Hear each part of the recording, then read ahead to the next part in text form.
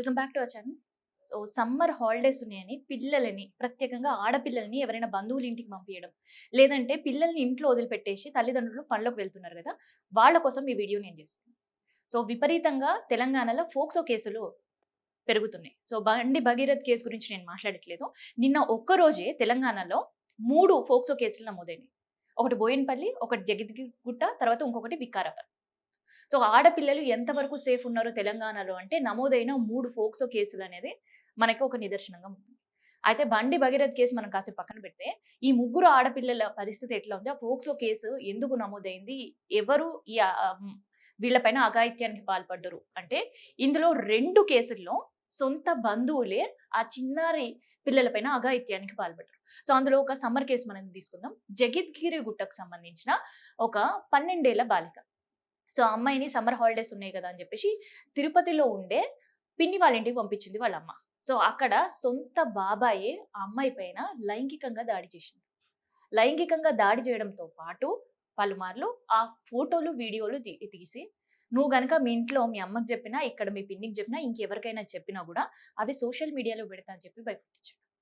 So అక్కడ ఒక 4, 5 రోజులు హాలిడేస్ వెకేషన్ కోసం వెళ్ళిన అమ్మాయి పైన ఈ అఘాయిత్యం జరిగింది. తిరిగి వచ్చిన తర్వాత అమ్మాయి ఎందుకు ఇట్లా డల్‌గా ఉంటుంది? ఏమైంది? అనేది వాళ్ళ అమ్మకి అర్థం గాక, ఓ 2 రోజులు ఆ పిల్లని గమనించిన తర్వాత, ఆ పిల్లని దగ్గరికి తీసుకొని ఆ తల్లి అడిగిన తర్వాత జరిగిన ఘాతుకాన్ని చెప్పింది.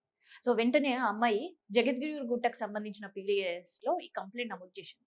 సో వాళ్ళు ఈ కంప్లెయింట్ తీసుకొని జీరో ఎఫ్ఐఆర్ చేసి తిరుపతిలోని లక్ష్మీపురానికి సంబంధించిన పోలీస్ స్టేషన్‌కి బదిలీ చేసిన పరిస్థితి. సో ఇప్పుడు చెప్పండి, ఈ ఘటన విన్న తర్వాత మన బంధువుల ఇంటికి, మన బాబాయిలని, అన్నలని, తమ్ముళ్ళని, పిల్లలకు వరసలైన వాళ్ళని ఒక్కరినే బంధువుల ఇంటికి పంపియడం ఎంతవరకు సేఫ్ అని. సో ఇంకా గూడా అందరూ అట్లే ఉండరు గదా! కొందరు మాత్రమే అట్లా ఉంటారు గదా! అని అనుకోవచ్చు. ఆ కొందరు ఎవరు అనేది తెలుసుకోవడం చాలా కష్టం. సో రెండో కేస్ గురించి నేను చెప్తా. సో ఇక్కడ నా ఎనకాల కనిపిస్తున్నారు గదా! ఇది బోయిన్‌పల్లిలో ఒక కేస్ రిజిస్టర్ అయింది. సో బోయిన్‌పల్లికి సంబంధించి ఈ ఎవరైతే మనకు కనిపిస్తున్నారో ఈయన ఒక కానిస్టేబుల్. సో కానిస్టేబుల్ సంబంధించిన కేస్ ఇది. వరదరాజు సుధీష్ అట ఈయన పేరు. అండ్ ఈయనని ఉమేష్ అని కూడా పిలుస్తారు. సో ఈయన వరుసకి మేనకోడలే అయితది. సో మేనకోడలు మేనమామ ఇంటికొస్తే ఎంత అల్లారు ముద్దుగా చూసుకుంటారు. కానీ ఏం ఘాతుకానికి పాల్పడ్డాడు తెలుసా? 16 సంవత్సరాల బాలిక పైన అఘాయిత్యం చేసిండు. సో అది ఇంట్లో అందరూ ఉన్న సమయంలో. సో వాళ్ళ అమ్మ మామయ్యకి చాయ్ ఇచ్చి రాపో అని చెప్పిందట. ఆ టీ ఇయ్యడానికి మామ రూమ్‌లోకెళ్తే ఆ డోరేసి ఆ అమ్మాయి పైన అఘాయిత్యం చేసిండు. చేసిన తర్వాత ఆ అమ్మాయి ఎవరికి చెప్పుకోవాలో అర్థం గాక మేనత్తకి చెప్పుకుందంట. మామ ఇట్లా చేసిండు నా పైన అని. అప్పుడు ఆ మేనత్త మందలించడమో, లేదంటే శిక్ష పడేటట్టు చేయడమో చేయలేదు. ఆ మేనత్త, మేనమామ ఇద్దరు కలిపి అమ్మాయిని బెదిరించారంట. నువ్వు గనక విషయం మీ తల్లిదండ్రులకు చెప్పినా, ఇంకెవరికైనా చెప్పినా, మీ అన్న పైన గంజాయి కేసు పెట్టి ఎప్పుడు పోలీస్ స్టేషన్‌లో ఉండేటట్టు చేస్తా. అండ్ దీనికి సంబంధించిన వీడియోలు నా దగ్గర ఉన్నాయి. ఆ వీడియోలు సోషల్ మీడియాలో పెడతా అని చెప్పి బెదిరించిండంట. బెదిరిస్తే ఏం చేయాలో ఆ అమ్మాయి అర్థం గాక తనలో తనే కుమిలిపోయింది. సో అట్లా అమ్మాయి పైన 2 సార్లు లైంగికంగా దాడి చేసిండు. ఆ తర్వాత అమ్మాయి ఇంటికెళ్ళిన తర్వాత సేమ్ జగిత్యాల సిట్యుయేషన్‌లో ఏమైతే జరిగిందో, ఆ తల్లి ఆ బిడ్డని దగ్గర తీసుకొని అడిగితే అప్పుడు ఆ చిన్నారి చిట్టి తల్లి చెప్పిందట. మామ నన్ను ఇట్లా చేసిండు అని. సో వెంటనే ఆమె బోయినపల్లి పోలీస్ స్టేషన్‌లో కేస్ పెట్టడం జరిగింది. ఆ కేసు నిరూపణ అయింది. అండ్ దానికి సంబంధించిన పోక్సో చట్టం కింద 31 సంవత్సరాల జైలు శిక్ష, 12 సంవత్సరాల 12,000 జరిమానా కూడా విధించారు. ఇప్పుడు చెప్పండి ఎవరిని నమ్ముతారు? ఇక్కడ బాబాయి అట్లే చేసిండు. ఇక్కడ మేనమామ అట్లే చేసిండు. సో ఇది ఒకే రోజు జరగడం అనేది ఒక ఆశ్చర్యం. సో ఈ కేసు మర్చిపోకముందే ఇంకొక ఇన్సిడెంట్ కూడా జరిగింది. సో ఇంకొక ఇన్సిడెంట్ ఎక్కడ జరిగిందంటే జగిత్గిరిగుట్ట ఇన్సిడెంట్ తర్వాత వికారాబాద్‌లో జరిగింది. సో వికారాబాద్‌లో ఫరాన్ అనే ఒక వ్యక్తి. సో అదే కాలనీలో ఉండే వికారాబాద్‌కి సంబంధించిన కాలనీలో ఉండే ఫరాన్ అనే వ్యక్తి ఆ ఇంట్లో ఇద్దరు తల్లిదండ్రి ఇద్దరు కూడా పనికి పోతారు. ఆ అమ్మాయికి స్కూల్ హాలిడేస్ కాబట్టి ఇంట్లోనే ఉంటుంది. సో ఈ విషయం గమనించి తల్లిదండ్రి ఇద్దరు పనికి పోయిన తర్వాత 11:30, 12 గంటల ప్రాంతంలో ఎళ్లి డోర్ కొట్టిండు. సో ఆ ఫరాన్ని "అన్న ఏం కావాలి నీకు" అంటే "కొన్ని తానికి నీళ్ళియ్యు" అని చెప్పేసి అన్నాడట. ఆ పిల్ల నీళ్ళు తీసుకురావడానికి లోపలికెళ్ళంగానే ఆ పిల్ల వెనకన కూడా ఎళ్ళిండట. "ఏం కావాలన్నా ఎందుకొస్తున్నావు" అంటే "నీళ్ళతో పాటు చార్జర్ కూడా కావాలి" అన్నాడట.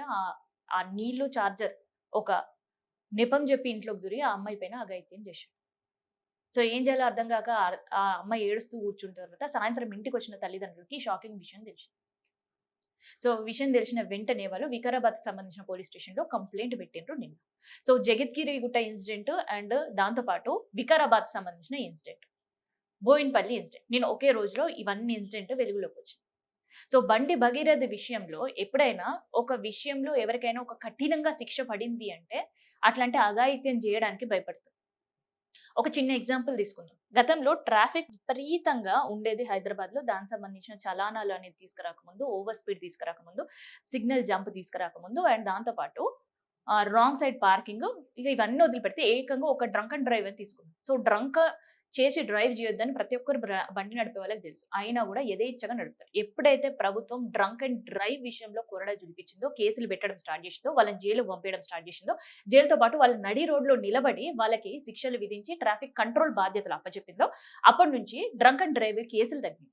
సో తాగి బండి నడపడం పోలీసులకు దొరికితే మన పని అయిపోతదని ఒక భయంతోటి ఇంట్లో కూర్చొని తాగడం, తాగిన తర్వాత బయటికి రాకపోవడం. ఇంకా పబ్ కల్చర్ దగ్గరైతే ఏకంగా డ్రైవర్లు పెట్టుకొని ఇంటికి పోవడం. ఇవన్నీ గూడా ఎట్లా వచ్చింది ఈ చేంజ్? కఠిన శిక్షలు ప్రభుత్వం అమలు చేయడం వల్లనే. కానీ ఇక్కడ బండి భగీరథ ఒక హై ప్రొఫైల్ కేసనే పోలీసులు వెనకడుగు ముందడుగేసి ఇప్పటి వరకు 7 రోజులు గడుస్తున్నా అరెస్ట్ చేయకపోతే మిగతా వాళ్ళకి ఏం భయం ఉంటది? తెలంగాణలో ఇప్పటి వరకు సైబర్ కేసులు మాత్రమే పెరుగుతున్నాయి. టాప్ 3 టాప్ 10 లిస్ట్ ఇస్తే అందులో థర్డ్ ప్లేస్ మన హైదరాబాద్ ఉంది. ఈ విషయం కూడా అందరికీ తెలిసింది.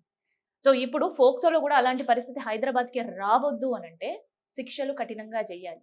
సో ఒక్కరిద్దరి పైన ఈ కొరడ జులిపిస్తే నెక్స్ట్ ఇట్లాంటి ఫోక్సో కేసులు నమోదు కాకుండా ఉంటాయి. భయానికైనా చిన్న పిల్లల వైపు చూడకుండా ఉంటారు.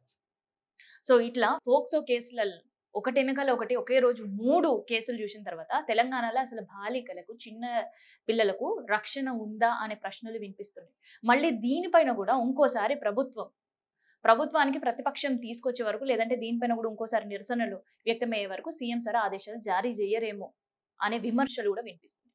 మరి చూడాలి. ఇప్పటివరకు సైబర్ నేరాల్లో టాప్ 10 లిస్ట్ తీస్తే థర్డ్ ప్లేస్‌లో ఉండే తెలంగాణని ఇక బాలికలకు స్వేచ్ఛ విషయంలో, నేరాల విషయంలో కూడా ఆ టాప్ 10 లిస్ట్‌లో మన పేరు కూడా చేరుతది అనే ఆలోచన గిట్ల ప్రభుత్వం ఏమైనా ఉందా?